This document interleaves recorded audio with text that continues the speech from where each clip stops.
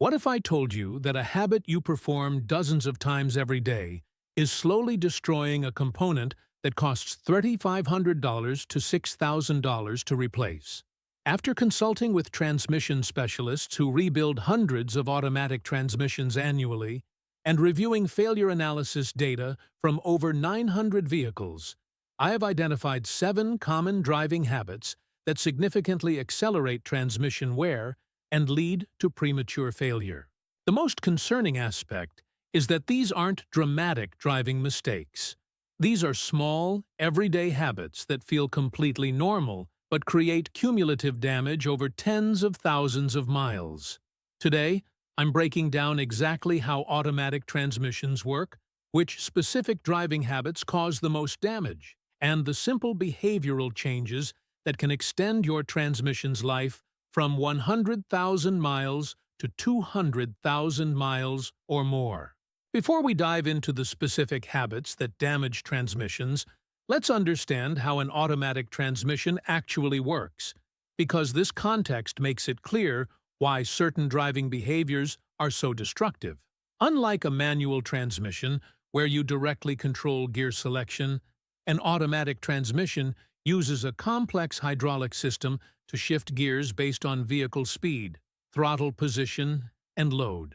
The core components include the torque converter, which transfers engine power to the transmission using fluid coupling rather than a direct mechanical connection, planetary gear sets that provide different gear ratios, clutch packs and bands that engage and disengage to select specific gears, a valve body that directs hydraulic fluid to control shifting, and transmission fluid that serves as both hydraulic fluid and lubricant. The critical point to understand is that automatic transmissions rely on precise hydraulic pressures, carefully timed clutch engagement, and adequate lubrication to function properly. When driving habits disrupt these systems, whether by creating sudden pressure spikes, forcing components to engage before they're ready, or generating excessive heat, cumulative damage occurs. Michael Rodriguez, a transmission specialist with 24 years of experience, explained it this way. An automatic transmission is designed to operate within specific parameters of pressure, temperature, and engagement timing. When drivers force the transmission to work outside these parameters repeatedly, even if each individual instance seems minor, the wear accumulates. We can often tell which driving habits caused a transmission failure by examining the specific pattern of wear on internal components. Now let's examine the first and perhaps most damaging driving habit: shifting from drive to reverse or reverse to drive while the vehicle is still moving. This is extremely common in parking situations. You're backing out of a parking space, the car is still rolling backward at 2 or 3 miles per hour, and you shift into drive to move forward. Or you're rolling forward slowly and shift into reverse before the car has completely stopped. This seems harmless because the movement is so slow, but it's incredibly destructive to your transmission. Here's what happens inside the transmission when you do this. The planetary gears are rotating in one direction, the clutch packs are engaged for that direction of travel, and hydraulic pressure is maintaining that engagement. When you suddenly shift to the opposite direction while still moving, the transmission must instantly reverse the direction of internal components that are still rotating.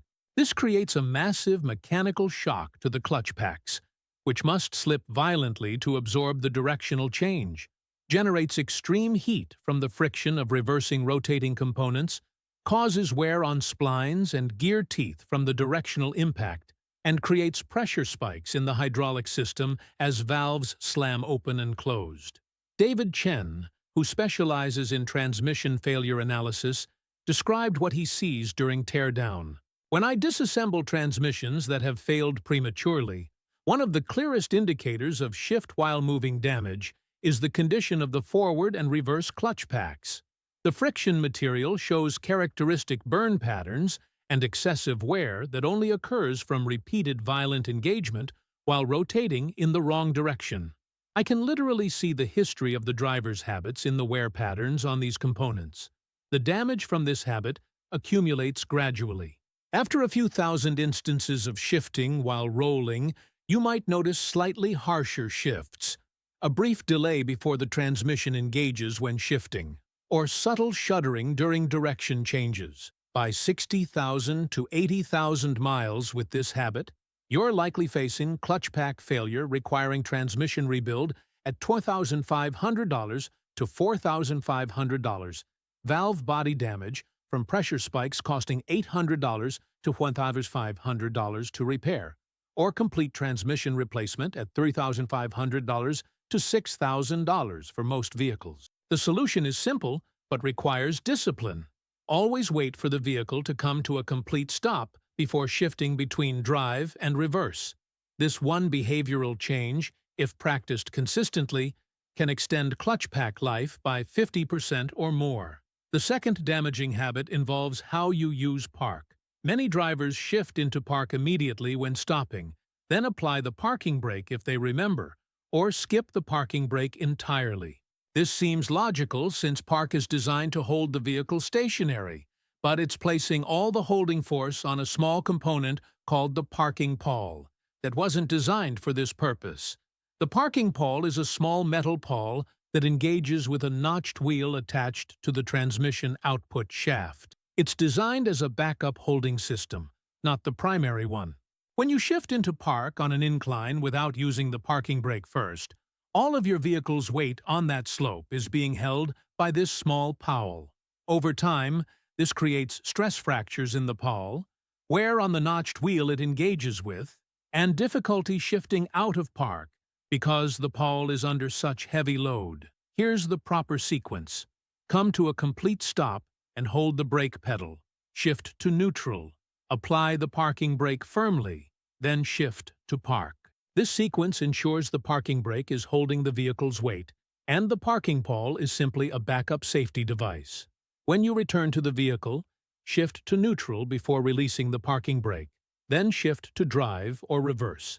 Jennifer Martinez, a transmission technician, explained why this matters. The parking pawl is maybe a half-inch of hardened steel. It's strong, but it's not designed to hold 4,000 pounds on a slope every single day for years.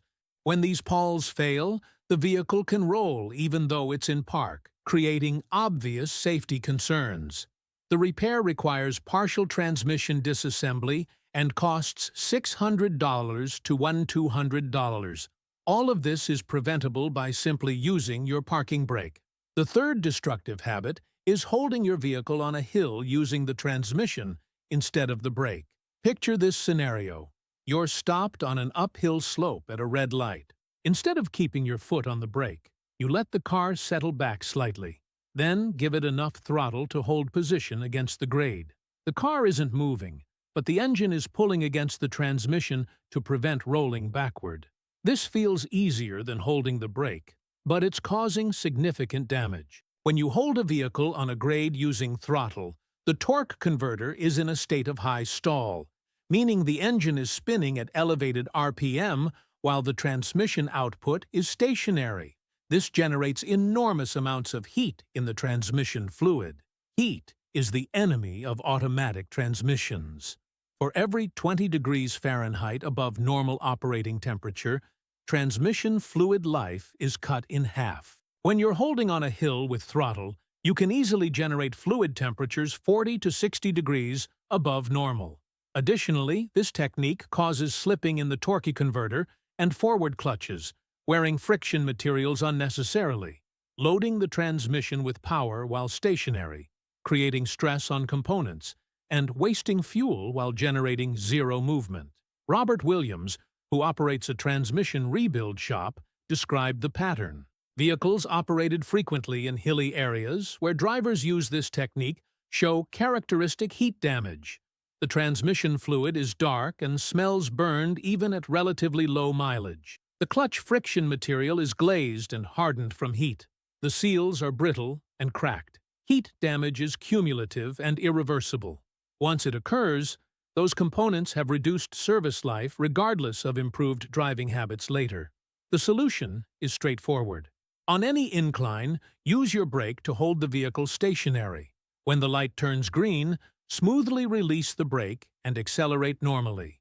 This keeps the transmission in a no-load condition while stopped, prevents excessive heat generation, and uses components as they were designed to be used. The fourth damaging habit involves aggressive acceleration when the transmission is cold. Many drivers start their vehicle and immediately accelerate aggressively, particularly when running late or in a hurry. When the transmission fluid is cold, typically below 100 degrees Fahrenheit, it's significantly thicker than at normal operating temperature of 175 to 200 degrees.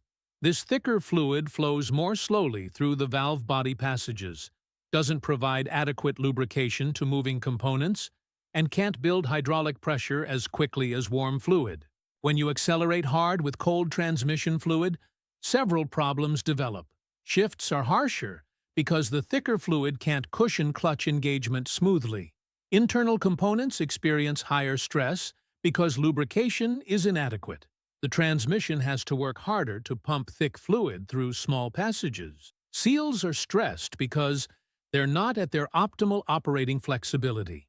The damage from cold, hard acceleration accumulates over time, leading to premature clutch wear, accelerated seal deterioration, and increased likelihood of valve body problems. Marcus Thompson, an automotive engineer specializing in drivetrain systems, explained the physics. Transmission fluid viscosity changes dramatically with temperature. At 32 degrees Fahrenheit, the fluid might be 3 to 4 times thicker than at 200 degrees. Expecting the transmission to operate normally under these conditions is like asking an athlete to perform at peak level in freezing weather with no warm-up. The system will function, but at a cost in terms of stress and wear. The solution requires patience, especially in cold weather. After starting the vehicle, drive gently for the first 5 to 10 minutes, keeping engine RPM below 3,000 and avoiding hard acceleration. This allows transmission fluid to gradually warm up and reach optimal operating viscosity. You'll notice that shifts become smoother as the transmission warms, clear evidence that the system is reaching its designed operating parameters. This gentle warm-up period can extend transmission life by 30% to 40%, according to fleet maintenance data from commercial operators who track these variables carefully. The fifth destructive habit is staying in drive while stopped for extended periods, such as at long red lights or in drive-through lines. When the transmission is in drive and you're holding the brake, the torque converter is still transferring some power from the engine to the transmission. This creates constant pressure on the forward clutch pack, generates heat even though you're stationary, and causes unnecessary wear on components that could be in a relaxed state. For stops longer than about 30 seconds, shifting to neutral takes the load off the transmission completely. The torque converter disengages, the clutch packs release, hydraulic pressure drops to minimal levels, and heat generation decreases significantly. Sarah Park, a transmission fluid analysis specialist, provided data supporting this practice. We analyzed transmission fluid from identical vehicles driven in similar conditions, but one group of drivers consistently used neutral at long stops, while the other group stayed in drive. After 50,000 miles, the neutral users showed 23% less clutch material in their fluid samples, indicating measurably reduced wear. Their fluid also showed lower oxidation levels, suggesting less heat exposure overall. The caveat is that this practice is only beneficial for stops longer than 30 seconds or so. Shifting to neutral and back to drive for every brief stoplight would create more wear from the shifting than it prevents from the brief time in drive. Use judgment based on the situation. The sixth and perhaps most neglected habit is failing to change transmission fluid at appropriate intervals. Many modern vehicles claim lifetime transmission fluid, which has created a widespread belief that transmission fluid never needs changing. This is dangerously misleading. While transmission fluid doesn't wear out as quickly as engine oil, it does degrade over time from heat exposure causing oxidation and breakdown, moisture contamination reducing lubrication effectiveness, friction material particles from normal clutch wear accumulating in the fluid, and metal particles from gear wear circulating through the system. Vehicle manufacturers specify lifetime fluid for several reasons that don't necessarily align with maximizing transmission longevity. They're defining lifetime based on warranty period, typically 60,000 to 100,000 miles. They're reducing perceived maintenance costs to make vehicles more appealing to buyers. They're engineering for acceptable performance during the warranty period, not maximum possible longevity. Independent transmission specialists universally recommend fluid changes regardless of manufacturer claims. Daniel Foster, who has rebuilt transmissions for 32 years, offered this perspective. I've never seen a transmission fail from having clean fluid changed too often. I've seen countless transmissions fail prematurely because fluid was never changed despite being dark, contaminated, and oxidized. The lifetime fluid claim is marketing, not engineering reality. Fresh fluid is cheap insurance for an expensive component. For most vehicles under normal driving conditions, transmission fluid should be changed every 60,000 to 80,000 miles.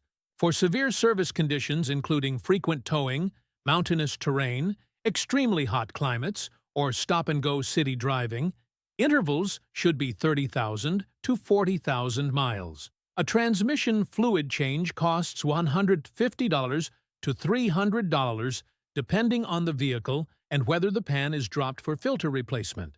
Over 150,000 miles, this represents $450 to $900 in preventive maintenance.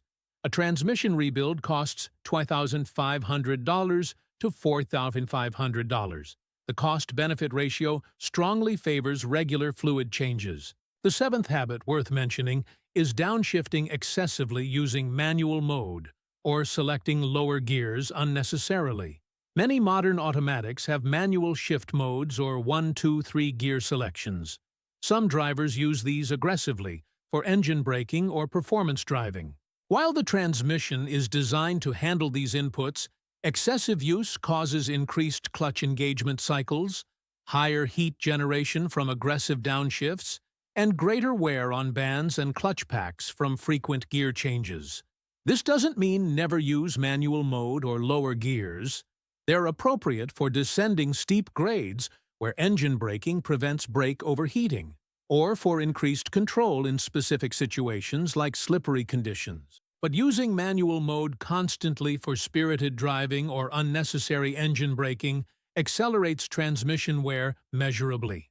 In conclusion, automatic transmission longevity depends heavily on driving habits that respect how these complex systems are designed to operate. Always come to a complete stop before shifting between drive and reverse. Use your parking brake to hold the vehicle, then shift to park. Hold your vehicle on hills using the brake, not throttle against the transmission. Allow the transmission to warm up before aggressive acceleration. Shift to neutral at extended stops. Change transmission fluid every 60,000 to 80,000 miles, regardless of manufacturer claims. Use manual modes and lower gears judiciously rather than constantly. These habits cost nothing to implement, but can easily double your transmission service life from 100,000 miles to 200,000 miles or more. The alternative is a $3,500 to $6,000 repair or replacement that could have been prevented through better driving practices. If you found this information valuable, hit that like button and share this video with other drivers who want to avoid expensive transmission repairs. Subscribe for more fact-based automotive information. In the comments, let me know which of these habits you've been practicing and whether you've experienced transmission issues. Remember, an automatic transmission is one of the most expensive components in your vehicle. Treat it with respect through proper driving habits, and it will provide reliable service for the entire life of your vehicle.